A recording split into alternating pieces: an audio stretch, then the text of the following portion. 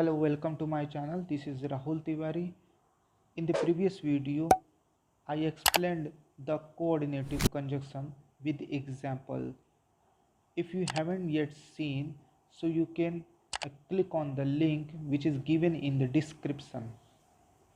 Now I am going to explain about correlative conjunction, जिसको सहसंबंधी समुच्चयबोधक अव्यय कहते हैं. Correlative conjunctions are used in pairs. Correlative conjunctions join words, phrases और clauses. Correlative conjunction का प्रयोग जो है जोड़े में होता है. यह शब्दों को, उपवाक्यों को या फिर वाक्यांशों को जोड़ने में मदद करता है या इसका प्रयोग जोड़ने में होता है. चलिए आते हैं इसके एग्जाम्पल्स के बारे में. तो कोरिलेटिव कंजक्शन के जो एग्जाम्पल्स है वो ये है: both and, either or, neither nor, not only but also, whether or, no sooner than and such that. Both and इसका मतलब दोनों. It is used for two words that are equally presented and included.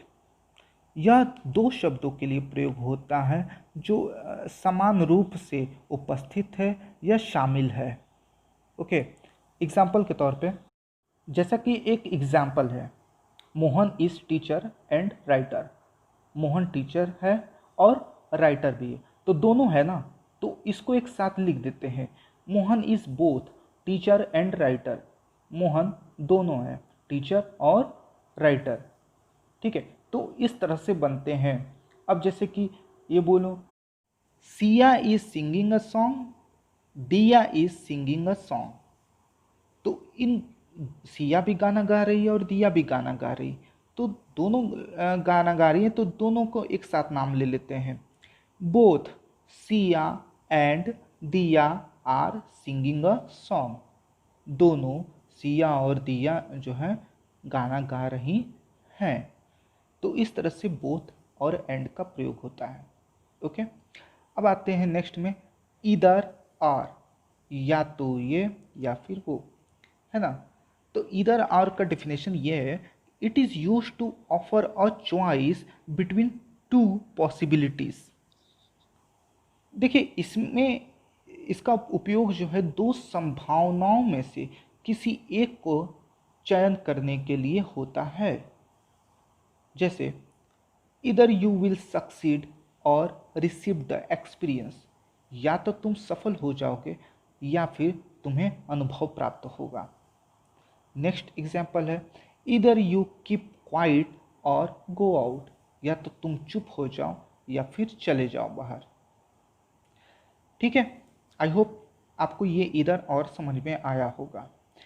Next आते हैं neither nor, ना तो ये ना ही वो. ये जस्ट अपोजिट है इधर और का. इसका डिफिनेशन ये है कि it is use to indicate negative sense about two people और थिंग्स. देखिए, इसका प्रयोग जो है दो व्यक्ति या वस्तुओं के बीच में निगेटिव सेंस देने के लिए होता है, यानी नकारात्मक अर्थ बताया जाता है. जैसे कि neither Mohan nor Rohan will play cricket today. ना तो मोहन ना ही रोहन जो है आज क्रिकेट खेलेंगे. एक और एग्जाम्पल है, neither Riya nor Diya has come to school today. ना तो रिया ना ही दिया आज स्कूल आई हैं. तो मैंने बताया था कि इसका उपयोग जो है निगेटिव सेंस देने के लिए होता है. Okay, now next, not only but also. It is use to emphasise two words. इसका उपयोग जो है दो शब्दों पर बल देने के लिए होता है. तो चलिए एग्जाम्पल समझते हैं. He has not only passed the examination but also got first rank in the class. वह केवल एग्ज़ाम में पास ही नहीं हुआ बल्कि क्लास में पहला रैंक आया है. तो बताया ना, दो शब्दों पर बल देने के लिए होता है इसका प्रयोग। एक और एग्जाम्पल है, not only is he a cricketer but he is also a social worker. केवल वह क्रिकेटर नहीं है बल्कि वह एक सामाजिक कार्यकर्ता है। तो दो शब्दों पर बल दिया गया। अब नेक्स्ट आते हैं, वेदर और, चाहिए या फिर वो। इसका डेफिनेशन समझिए।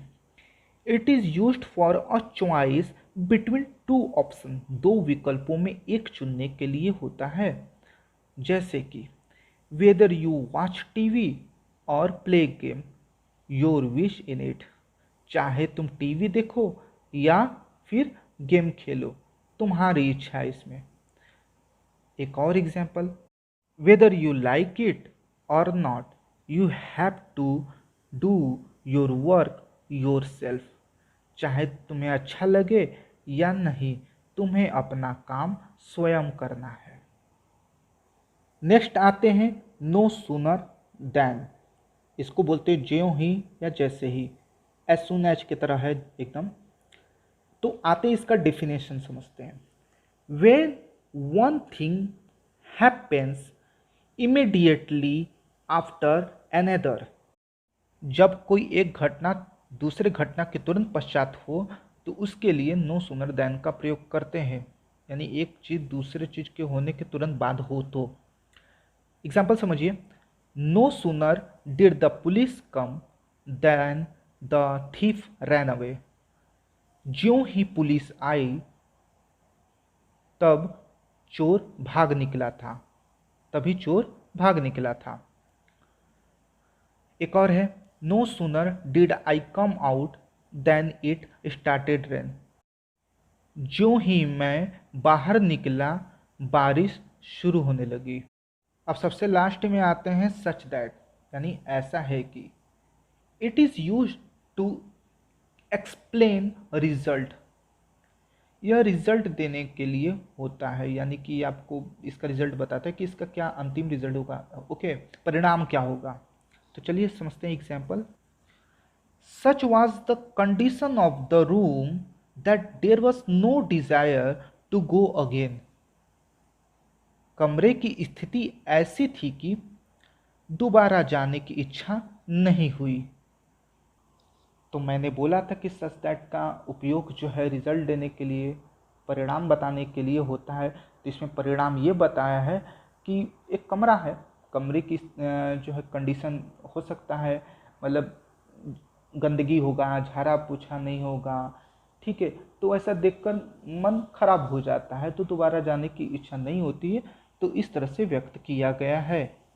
आई होप कि ये जो मैं बताया हूँ कोरिलेटिव कंजक्शंस के बारे में और उसके एग्जांपल्स के बारे में आपको समझ में आया होगा। अगर सच में अच्छा लगा आपको तो आप बताइए कमेंट के थ्रू कि आपको ये वीडियो कैसा लगा, या किसी टॉपिक पर आप वीडियो चाहते हैं तो आप प्लीज़ बताइए कमेंट के थ्रू, ठीक है। शेयर करना मत भूलिएगा, और अगर आप लोग नए हैं तो प्लीज़ सब्सक्राइब करें। Thank you so much.